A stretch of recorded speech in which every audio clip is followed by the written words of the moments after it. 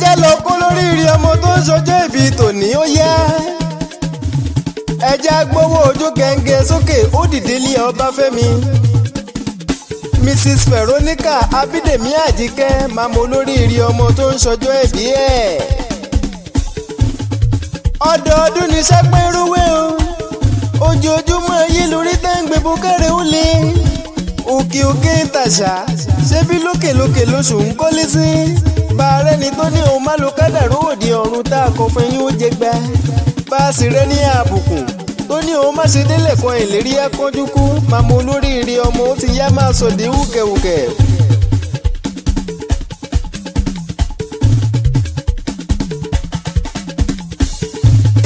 iwájú lójúkun ń gbé o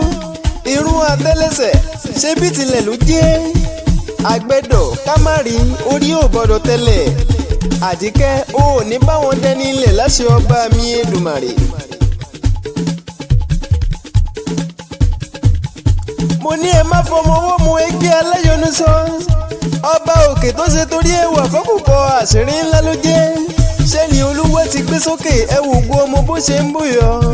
Mrs Veronica Abídèmí ló ṣọjọ́ ìbí tòní ó ti yá o ẹjẹ́ abó lóríire ọmọjó kiri ó lè sùn wá bọ̀.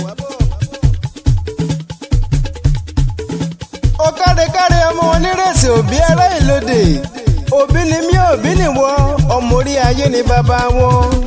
kò ságọ̀ nílùú òbí rárá ọmọ ni ó fi máa ń wẹ̀wẹ̀ nílé aládì ilé àlá ìrẹsì òbí níbi tó kún ọ gbọ́dọ̀ dé rárá ogún torí kọ́wọ́n ogún jẹlé ẹ̀wùjá ogún torí oṣè ogún jàlú ìrẹsì ogún kó ṣe wọn lọ ìrẹsì òbí abalẹ́jọ lọ́rùn kirikiri kò sí bàrìrẹ́ ọ̀rọ̀ ògún wọn bí ní tòótọ́ ìrẹsì òbí ọmọ ẹkùn ojú ìlà ọmọ orí ayé ni bàbá wọn ìrẹsì òbí wọn lè ṣèdè kó má ní òó nínú ọmọ orí ayé ni bàbá wọn ìrẹsì òbí ọmọ ìrẹsì kò wọn gbọ́dọ̀ jẹnu ajá èyí tó jẹrun ajá ó mú mi ṣoko ó gbé jombo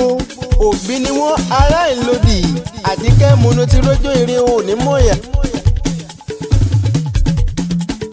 tó bá wá ń gbóhùn nínú àwo débì ló ní máa kí máa kì ẹ́ ó náà ti ṣọdún èyí kò ní jáṣe mọ́ ìwọ tẹbí tará tọmọ lẹ́hùn ṣe tàmọ́dún lọ́lá wẹ́ẹ̀lù lókè. tí wọ́n bá wá bí wípé tẹ́lẹ́ni tó ń kọrin ọba Àjídèwé fún Mrs Veronica Abídèmí Àjíkẹ́ agbólúwájí lèmi ń jẹ́ ọ̀dọ́mọdé akéwì ìgbàlódé àjẹnàkú tó ń mi gbó títì láà.